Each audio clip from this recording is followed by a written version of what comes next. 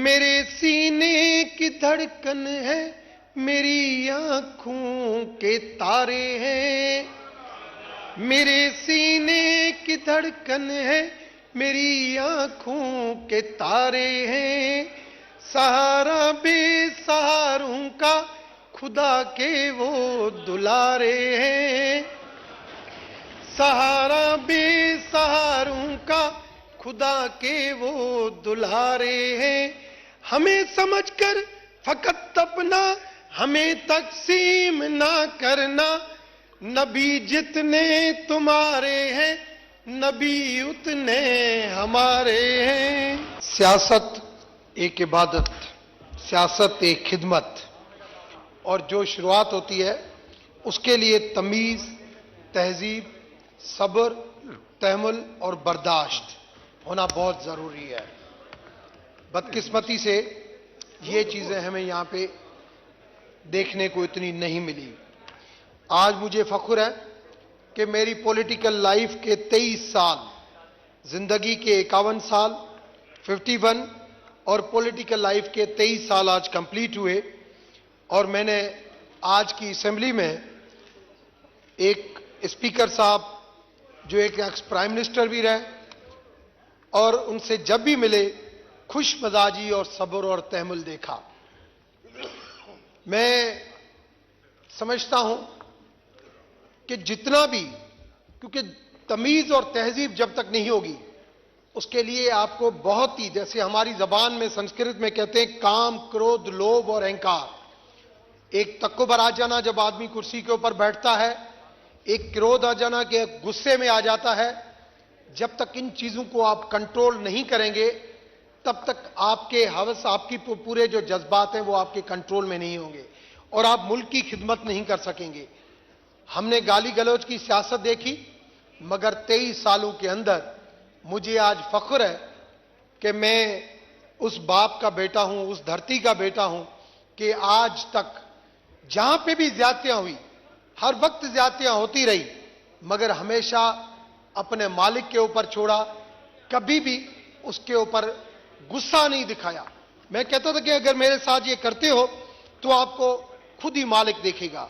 Time बहुत कम है, मैं लंबी तकरीर भी नहीं करना चाहूंगा, मगर मुझे इस असेंबली के अंदर मेरी कोशिश थी कि माइनॉरिटी कमीशन का बिल जो किसी भी हालत में पास हो, आखिर में मैं कामयाब होगा कि यहां से हुआ, मगर कुछ डिले कुछ हमारे ही दोस्तों की वजह से हुआ, जिसकी वजह से आज वो सेनेट में लैप्स हो गया। फोर्स्ड कन्वर्जन का बिल वो भी इसी तरीके से हमने इसी असेंबली से कराया, मगर वो जो कमेटी थी उसने उसको नहीं करने दिया। मेरी एक जरूर ख्वाहिश थी जो मैं बार बार करता आ रहा हूं कि रिजर्व सीट्स थ्रू इलेक्शन आए, कि इलेक्टेड बंदे नुमाइंदे होके आए, पार्टी के नहीं आए। Thank you. वाकवानी साहब please wind up, please wind up. सिर्फ एज ए माइनॉरिटी मैं सिर्फ एक नात के साथ अपनी तकरीर को खत्म करूंगा जो मैंने हजूर के शान में पढ़नी है। मेरे सीने की धड़कन है, मेरी आंखों के तारे हैं।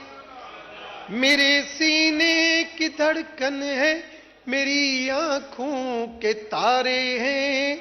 सहारा बेसहारों का खुदा के वो दुलारे हैं। सहारा बेसहारों का खुदा के वो दुलारे हैं।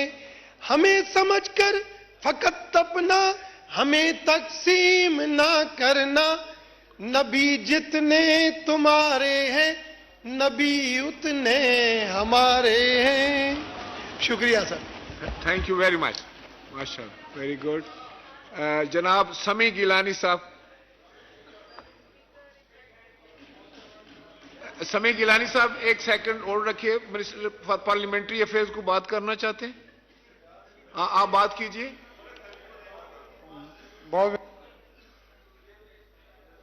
से बाद में बात कर लेता हूं। अच्छा, पहले मैं आप पहले कर लें, बाद में कर लें, जैसे शुक्रिया स्पीकर साहब।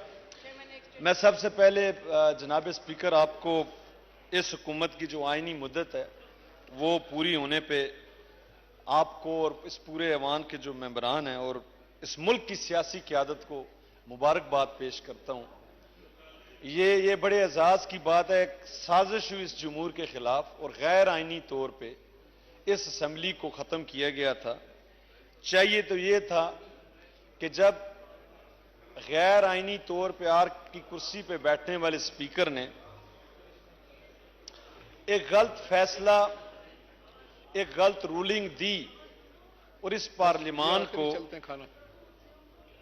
वजीर आजम साहब ने जो एडवाइस भेजी थी और सदर साहब ने असेंबली को खत्म कर दिया था, उस पे आइन तोड़ने के हवाले से यह पूरा ऐवान खड़ा हो जाता। यह बड़े अफसोस की बात है कि चंद यहां जो हमारे जो यहां, मैं नाम नायात तो नहीं कहना चाहता, लेकिन कुछ लीडर्स ऐसे हैं जनाब स्पीकर कि जब गैर आईनी तौर पे असेंबली को तोड़ा गया और फिर इस ऐवान में बैठे हुए तमाम मेंबरान ने एक सियासी जदोजहद की, दोबारा बहाल हुआ, तो गैर आईनी तौर पे रूलिंग देने वाले, गैर आईनी तौर पे असेंबली तोड़ने वाले, आइन को तोड़ने वाले किसी उस किरदार के खिलाफ ये ऐवान कुछ नहीं कर सका। ये करना चाहिए था जनाब स्पीकर। और दूसरी बात, मैं तो उन लोगों को खराज तहसीन पेश करूंगा जिन्होंने इस पाकिस्तान को तबाही से बचाया। वो सारे जो पीटीआई के फॉरवर्ड ब्लॉक के मेंबरान हैं जिन्होंने एक ऐसी हुकूमत से इस मुल्क को निजात दिलवाई, अगर वो हुकूमत होती तो यह पाकिस्तान डिफॉल्ट करता।